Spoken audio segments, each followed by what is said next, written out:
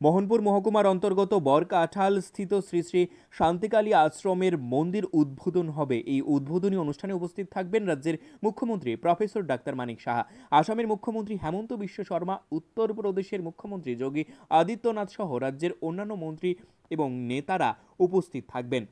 রবিবার এক বৈঠক অনুষ্ঠিত হয়। শ্রী শ্রী শান্তিকালী আশ্রমের মন্দিরের উদ্বোধনকে কেন্দ্র করে এই বৈঠক অনুষ্ঠিত হয়।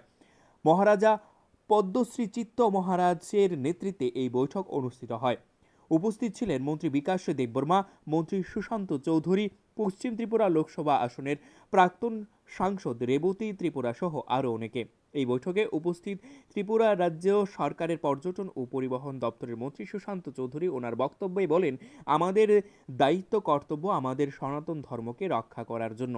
শ্রী শ্রী শান্তিকালী আশ্রমের চিত্ত মহারাজের যে উদ্যোগ, সেই উদ্যোগ সকলে সামিল করার কারণ তা আগামী দিনে আমাদের জন্য একটি বড় উপহার হিসেবে এবং ইতিহাস গড়ে তোলার হিসেবে কাজ করবে।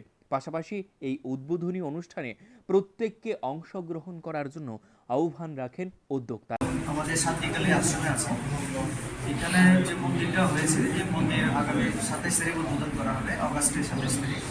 তো তার জন্য মহারাজ চিত্ত মহারাজ আশ্রমের যিনি প্রতিষ্ঠাতা, ওনার নেতৃত্বে আজকে একটা বৈঠক হবে।